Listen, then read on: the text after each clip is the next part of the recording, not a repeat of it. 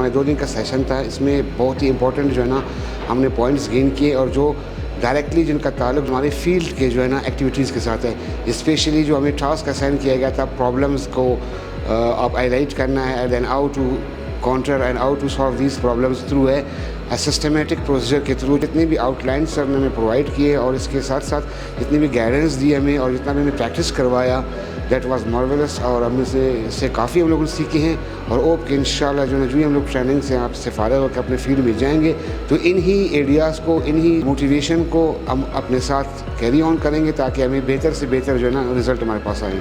कल की और आज की ट्रेनिंग में तो हमने टीम वर्क के लिए तो बहुत सीखा हमने कि अगर इंडिविजुअल डिसीजंस ना हों, इस पर अगर हम कोलैबोरेटिव करें या कंसल्टेटिव सेशंस हमारे हों या कोई डिसीजन है कि हम मिल के डिसीजन लें तो वो हमारे लिए ज़्यादा फ्रूटफुल होगा ताकि उसके इम्प्लीमेंटेशन लेवल तक हमें उसके डिज़ायर्ड रिजल्ट हम अचीव कर सकें।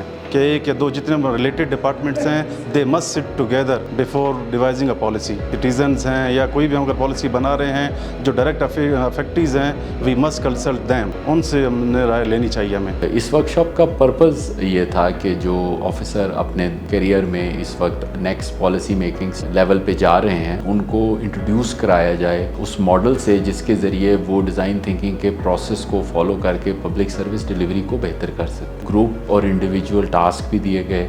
ग्रुप टास्क में उनको पब्लिक सर्विस डिलीवरी के जो क्रॉनिक प्रॉब्लम्स हैं जैसे एजुकेशन में, हेल्थ में, एग्रीकल्चर, क्लाइमेट चेंज से रिलेटेड उनको असाइनमेंट्स दी गई और उस डिज़ाइन थिंकिंग के प्रोसेस जिसमें ideation, iteration, prototypes, empathy, testing और फाइनली डिलीवरी के पॉइंट ऑफ व्यू से उन्होंने प्रपोजल्स बनाए, फिर उनके ऊपर उनको फीडबैक दिया गया। सिटीज़न इंगेजमेंट जैसे कि आपको पता है कि अच्छी पॉलिसी मेकिंग का एक कॉर्नर स्टोन है। Without extensive stakeholder consultation, citizen engagement and participatory development, it is not possible to realize the fruits of developmental projects as well as government policies and initiatives. Requiring or carrying out citizen engagement and ensuring their participation requires creative thinking on the part of our civil servants.